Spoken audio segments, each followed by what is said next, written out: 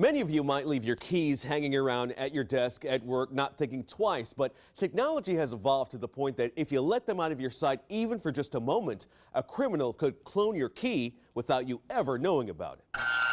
Robert Pollard, owner of Ace Locksmith in Norfolk, says the business is changing, and not in a good way.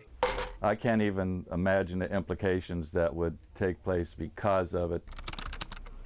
He's talking about a website called Keys Duplicated that does what some have dubbed key cloning.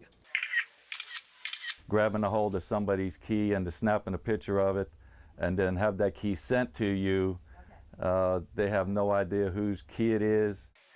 So we wanted to see how this would work, so we recruited our 13 News Now Daybreak director, Emily Hansen. Emily, tell us, have you ever heard of something like this? I had never heard of something like it until you brought it up to me. Is this kind of concerning, knowing how easy it is for someone to get a copy of your key? It's absolutely concerning. I had no idea that it would be so simple for somebody to get a copy of my key. We didn't want to freak Emily out, so she played along as we cloned her key first by taking a picture of her house key, then uploading it to the Keys Duplicated website, then paying the $6 charge.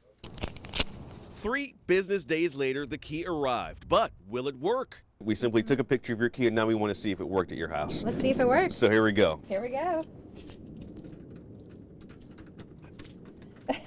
No problem. We're in. It concerns me greatly.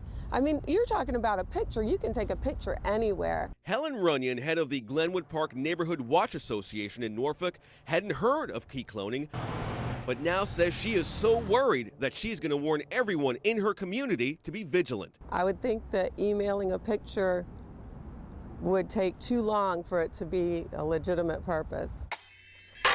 For its part, Key Duplicated recommends that you not leave your keys unattended and says they don't accept what they call flyby pictures of keys. Back to Robert Pollard. He hopes people stick with the old way of doing business face to face. There you go, young lady, 1272. By the way, what if you have keys with the words "do not duplicate" imprinted on them? Turns out there is no law compelling a locksmith to abide by that request. Bottom line now, this new technology means you'll have to be more careful not to let your keys out of your sight.